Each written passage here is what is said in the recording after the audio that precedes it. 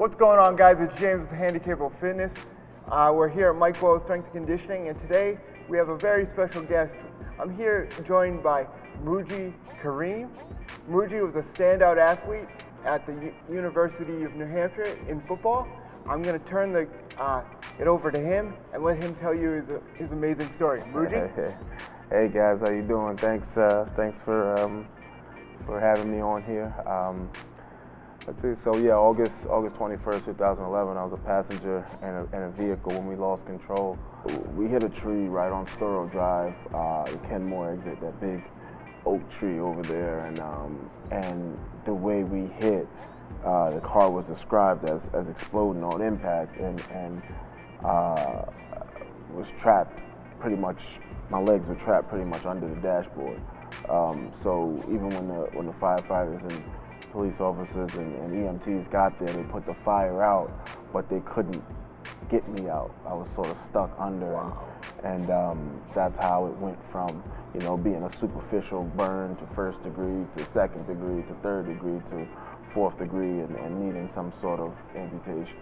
Now, how long did your recovery process take? When you go through something like that, the recovery process doesn't really stop. I mean, I'm still learning, I'm still adapting to new things every day, 6.5 years later. Initially, I was in the ICU for 2 months, ICU burn unit at Brigham and Women's Hospital, and I underwent surgeries, two surgeries a week for 2 months straight on Tuesdays and Thursdays.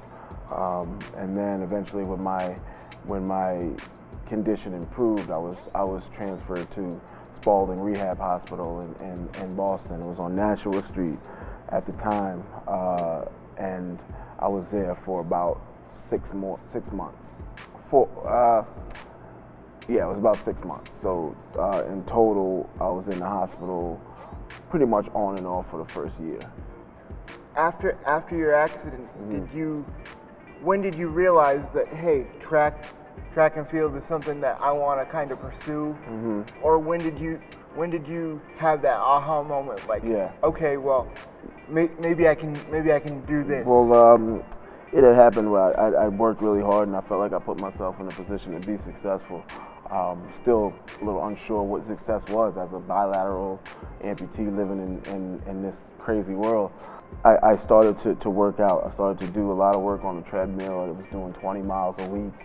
And initially I went from doing a mile in just under an hour to doing it in 10 minutes a year later. So as I saw that progress gave me confidence that I could continue to get better.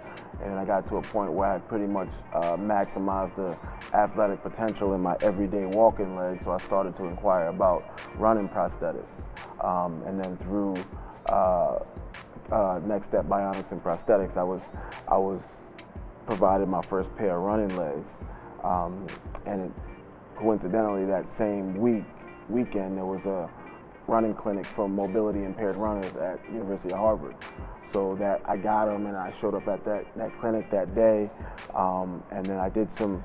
Initially, I needed a lot of assistance. I had 2 therapists. I had the big safety belt wrapped around me, so I needed a lot of assistance. But as the camp went on, a couple hours passed, by the end of the camp, I'm running up and down the field unassisted. So it was that moment where I was like, it felt really good because I was confined to a, walking slow with a cane or a crutch, or being in a wheelchair. That moving from point A to point B with some relative quickness was addicting to me. Now I saw in a video or something on your website that was kind of a crazy, kind of funny story where you talked about you got the prosthetics and then you said, okay, I'm gonna go to this field and something about if I see a fox. Yeah. Well, it was it's a true story. I got it was that clinic I was just telling you about, I left that clinic and I was really confident. I was really motivated and excited about the potential of running with these prosthetics, because I'm sitting there, I'm like, I figured these things out, and one day I'm going to be the fastest guy around. So I found that sort of this isolated field. Ironically, it was a football field behind Medford High School, where I would wake up and do my running. And I that next week I got up early in the morning and went out there, put the blades on, and I had a complete sort of rude awakening, because I don't know if it was the adrenaline or the crowd, people cheering for you at the clinic that I was at. But when I was on that field at 6 o'clock in the morning by myself, it's cold, it's dark out, and I have these foreign legs on, I felt like I couldn't move, I couldn't walk, let alone run or anything else. And as I'm standing there coming to this realization that I can't move, I hear this wrestling in the bushes. And I look over, and there's a fox just staring at me. It was just a little sort of probably harmless fox, but in my mind, it looked like a mountain lion that was going to tear my face off. What I thought to myself is that if this fox charges at me and attacks me, my only option is to stand here and fight and to win. That's literally the only thing I could do. And so luckily for me, or for him, he turned around and ran away.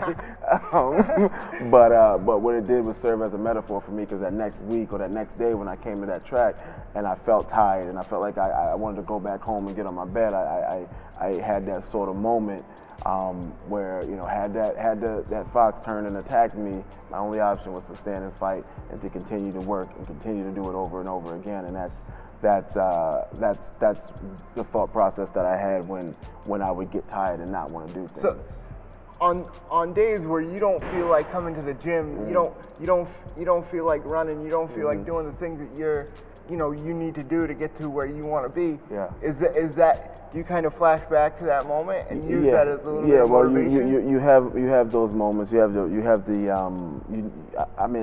I look at myself as a very motivated person.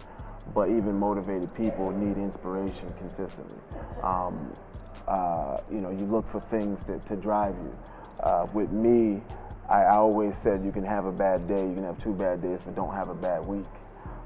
So if you're having, and me, if it's not injury related, like if it's not gonna hurt or if it's not gonna get any worse, then there's no excuse. Like, I show up and do my workout. Yeah, if I'm tired or something hurts a little bit, that's not an excuse for me. If it's really hurting or something is wrong or it's going to get worse if I do it, then that's when I'll take a day off. But if it's something that's just me being tired or me being fatigued or something hurting or a little whatever. bit, the mental strength is I show up and do it, and sometimes some days you don't got it, and showing up at the track and doing a bad workout for me, and having a bad workout for me is better than sitting on the couch not doing anything. So even a bad workout is a good workout as opposed to not doing anything. Doing something is better than nothing. Exactly. I love that. Now, do you have any pain like with either those prosthetics or your running blades? Because I'll be honest with you, I was sitting there watching some video last night, and some video I've seen of you pushing sleds, pulling sleds, all that stuff, and I'm like, kind of a maniac. I mean, that's gotta hurt. Does it hurt? I mean, or do you just block it out? Well, yeah, like, I think when I have a focus, when I have a goal, that's my main focus. So if something's hurting, I can't feel it while I'm so focused on what I'm doing and what my goal is, that if something's hurting, I don't know it until a couple months later when I can actually sit back and relax. If something's a little abnormal or something's hurting more than it should, I'll go to the doctor, get it checked out. If they tell me it's something, not something that's going to get worse or not something that's going to hurt me in the long run, then I ignore it. But it's tough. It's not. I mean, that's one of the hardest things to do. I think we spoke about it a little bit earlier.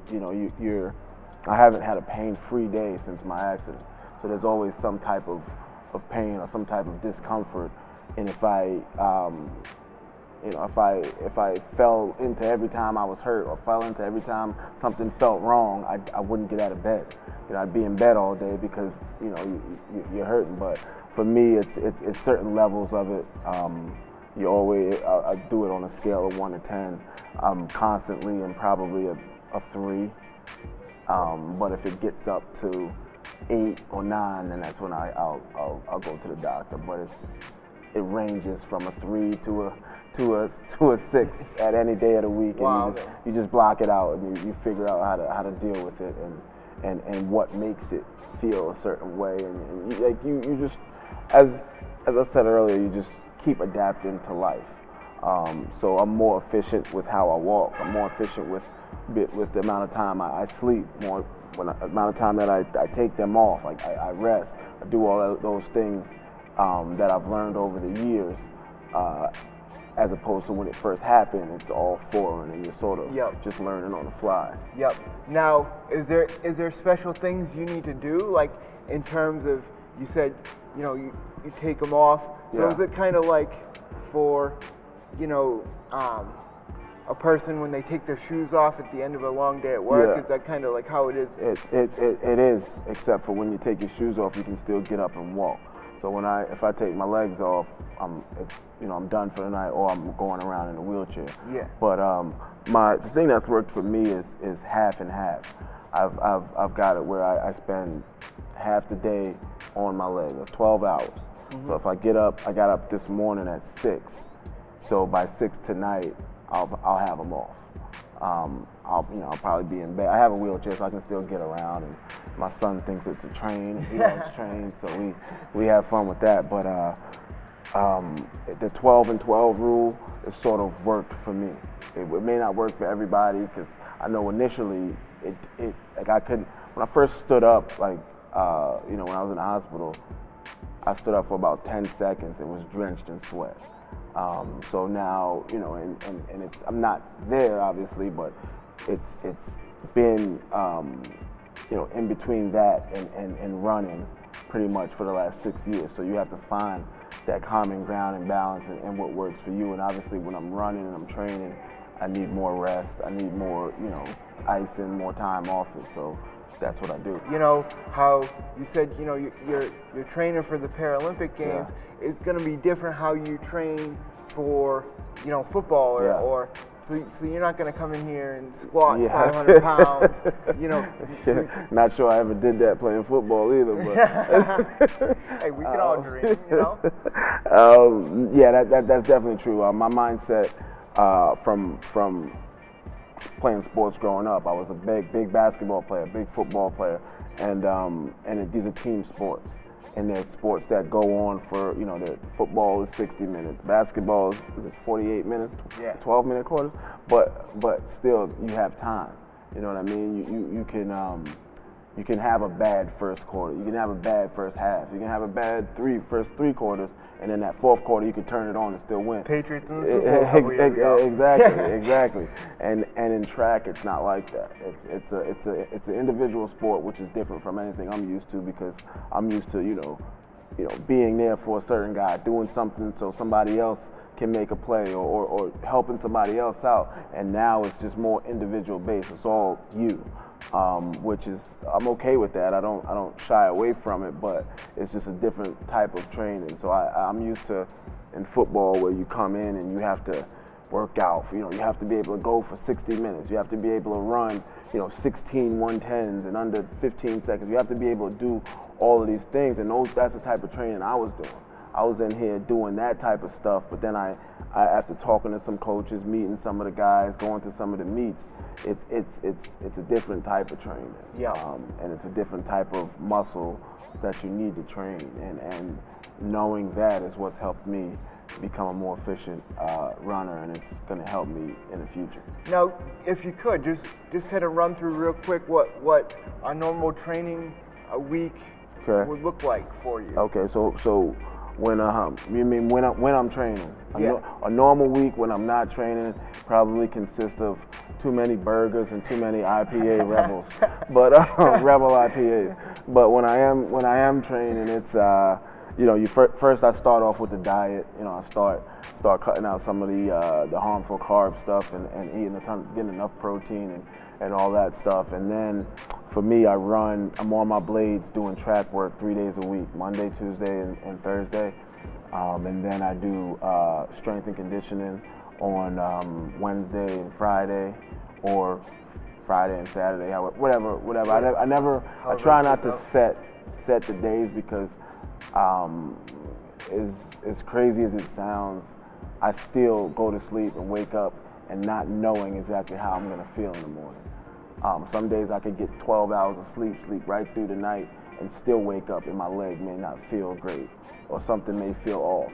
Or there's days where I can get 4 hours and wake up and feel like $1 million. So it's just literally how I wake up, how I feel in the morning, listening to my body, and then I'll get the bottom line is throughout the week you have 3 track days, 2 strength and conditioning days, and then I leave 1 sort of wild card day to just do whatever I want. So you're working out 6 days a week, and depending on how I feel when I wake up is what workout gets done that day.